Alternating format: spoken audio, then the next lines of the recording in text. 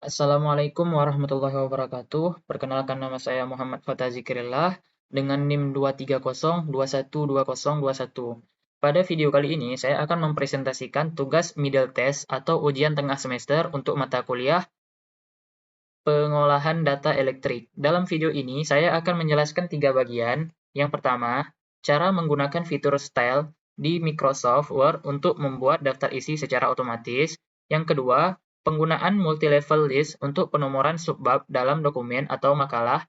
Dan yang ketiga yaitu cara menggunakan aplikasi Publish or Perish untuk mencari referensi ilmiah dari Google Scholar, serta mengelolanya menggunakan Zotero agar dapat digunakan sebagai daftar pustaka. Baik, saya mulai dari bagian yang pertama yaitu membuat eh, daftar isi secara otomatis menggunakan style.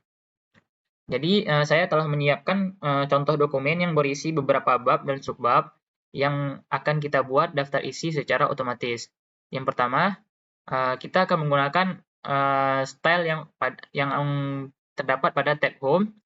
Nah, di situ ada heading dan heading 2 dan heading 3. Kita akan menggunakannya hanya menggunakan heading 1 dan heading 2. Karena saya cuma mempunyai bab dan subbab. Jika kawan-kawan punya sub-subbabnya lagi, bisa menggunakan heading yang ketiga. Yang pertama, uh, kita bisa modifikasi dulu untuk headingnya sesuai keinginan kita, baik itu fontnya, uh, ukuran fontnya, ketebalan fontnya, bisa kita atur sesuai keinginan kita. Di sini saya sudah mengaturnya dengan menggunakan font Calibri Light untuk heading, untuk babnya, dan fontnya itu 26, dan untuk teksnya itu kita boldkan atau kita tebalkan. Ketika sudah di setting, kita bisa aktifkan juga automatically update. Lalu tekan OK. Untuk heading 2-nya juga saya modifikasi, saya modify, yaitu fontnya 14, dan ukuran fontnya itu 14, dan untuk fontnya sendiri itu Calibri Light, sama seperti pada bab. Lalu centang juga automatically update, lalu tekan OK. Ya, caranya yang pertama kita dapat blok untuk bab yang ingin kita jadikan daftar isi, bab 1 pendahuluan, lalu kita klik ke heading, maka babnya akan berubah. Begitu juga untuk 1.1 latar belakangnya kita jadikan sebagai subbab pada daftar isi dengan cara kita ketik heading 2. Begitu juga rumusan masalahnya dan tujuan penelitian. Atur juga untuk bab 2 dan bab 3-nya. Bab 2 menggunakan heading 1 karena dia ini sebagai bab. 2.1 ini kita pakai heading 2 karena dia subbab. Begitu juga yang 2.2 dan 2.3. Dan bab 3 begitu juga, itu menggunakan heading 1 untuk babnya, dan 3.1 itu menggunakan heading 2 untuk subbab, 3.2 juga menggunakan heading 2 sebagai subbab. Untuk itu sebelumnya saya rapikan dulu.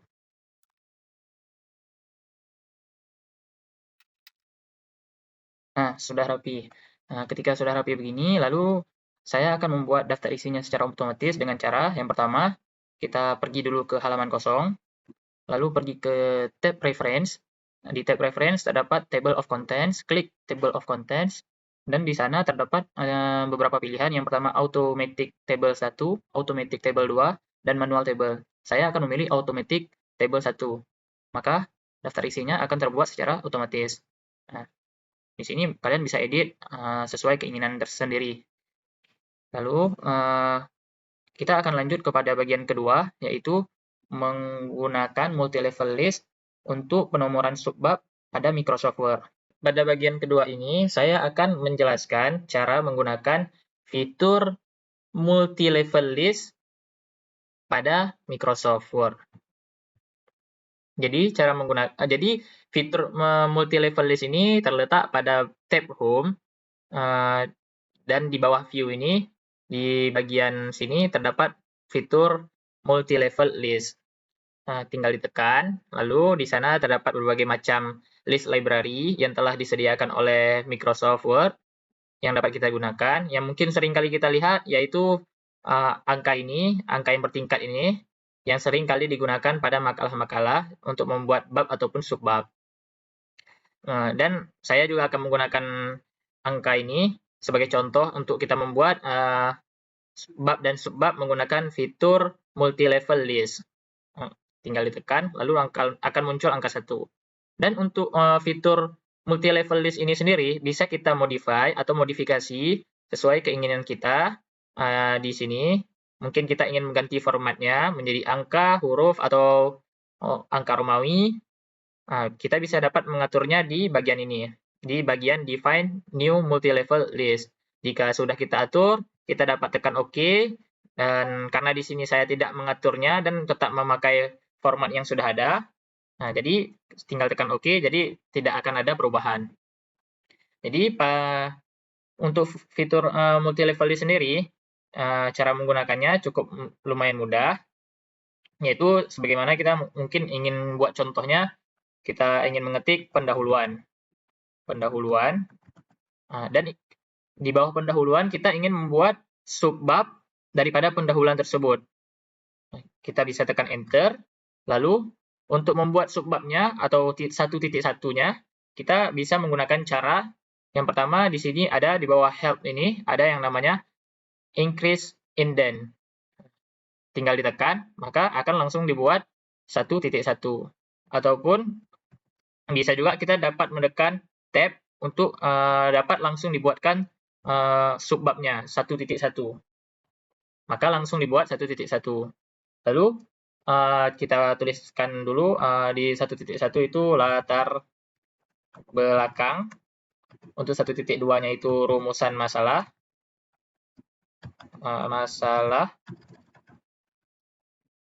Untuk 1.3-nya itu tujuan penelitian.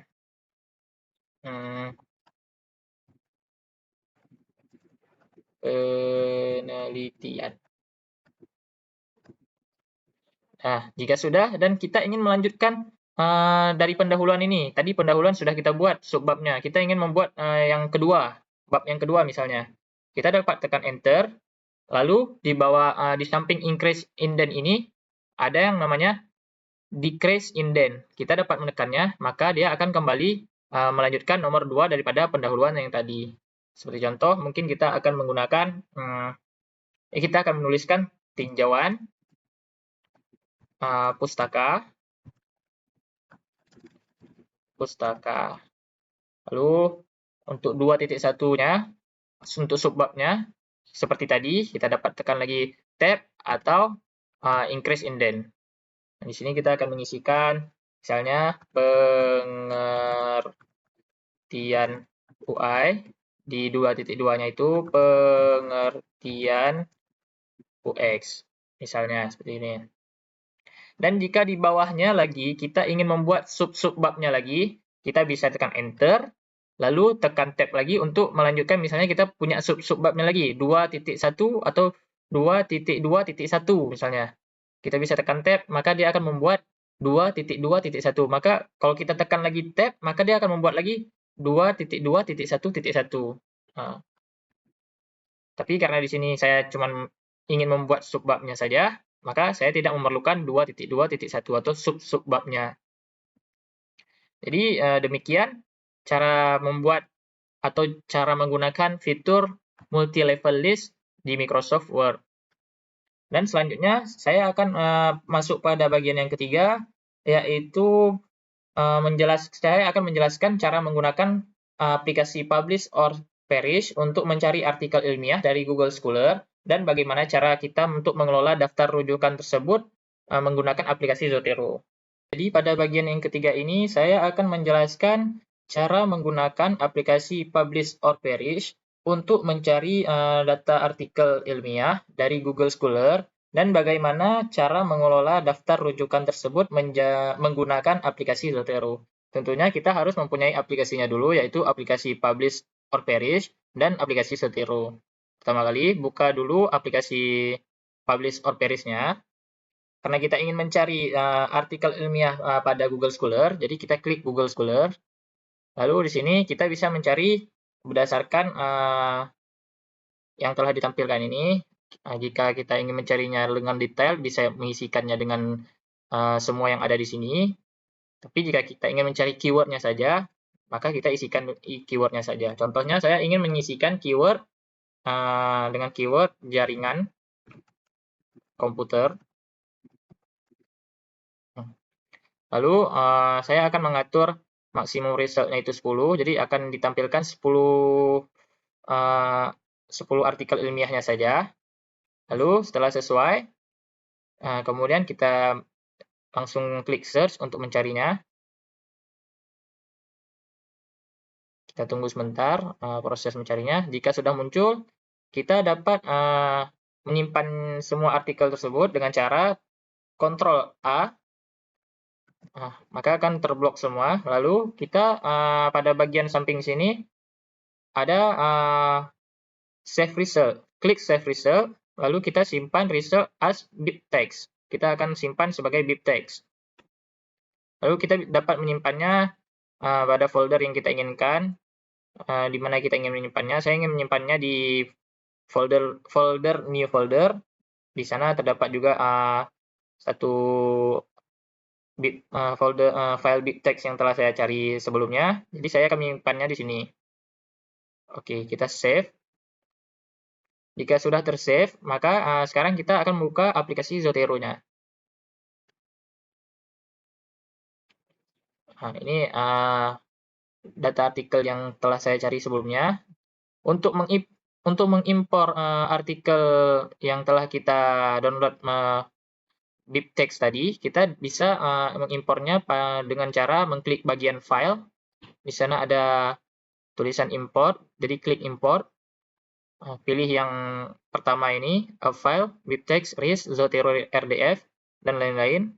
Klik next.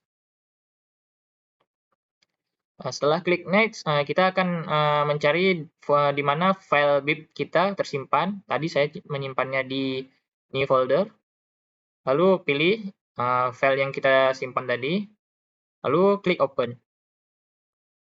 Setelah itu kita klik next lagi dan akan mengimpornya. Dan setelah selesai kita finish. Lalu kita semua artikel yang kita cari di Google Scholar tadi telah terdata di aplikasi Zotero kita. Jadi cara menggunakannya pada Word untuk sebagai rujukan, kita bisa pergi dulu ke Word. Di sini terdapat contoh jika kita ingin memberikan rujukan pada paragraf ini, caranya cukup pergi ke tab Zotero. Sebelum itu mungkin kita bisa mengatur dokumen preference-nya dulu. Di situ kita atur dulu untuk citation style, yang mana saya menggunakan style apa, yang biru ini, yang telah saya tandai ini. Lalu klik OK. Lalu kita bisa pergi ke bagian ujung paragraf, klik Add atau Edit Citation, maka akan keluar seperti ini. Lalu kita klik yang Z ini, maka dia akan keluar dua pilihan. Yang pertama Keep Source Sorted, yang kedua Classic View. Jadi kita dapat mencari artikel yang sesuai dengan paragraf kita ini, yang mana seperti contoh untuk contohnya saya akan menggunakan yang pertama ini.